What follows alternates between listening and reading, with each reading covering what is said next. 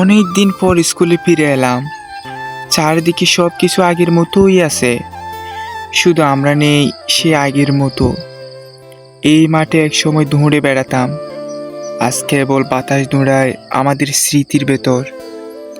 যে বেঞ্চে বসে ভবিষ্যতের গল্প লিখতাম, এখন সেখানে ধুলো আর নীরবতা জমে আছে। ঘন্টা বাজলে যে ক্লাসে ঢোকার জন্য ছুটতাম, আজ জীবনের ক্লাসে প্রতিদিন দৌড়াই, কিন্তু কোনো ছুটি নেই।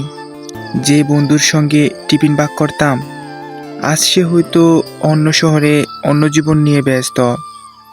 শিক্ষকরা হয়তো এখনো একই কণ্ঠে পড়ান, কিন্তু আমাদের নামগুলো আর রোল কলের তালিকায় নেই।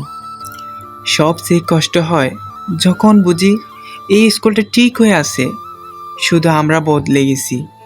মন চাই শুধু সব ফ্রেন্ডসরা একত্রিত হয়ে আবার নতুনভাবে স্যারের ক্লাস নিই, কিন্তু আফসোস কোনোতেই সম্ভব না। হয়তো আর কোনো দিন এখানে ক্লাস হবে না। এই জায়গাগুলোর প্রতিটি ইটের ভেতর লুকানো আছে আমাদের হাসি, কান্না আর না ফেরার গল্প।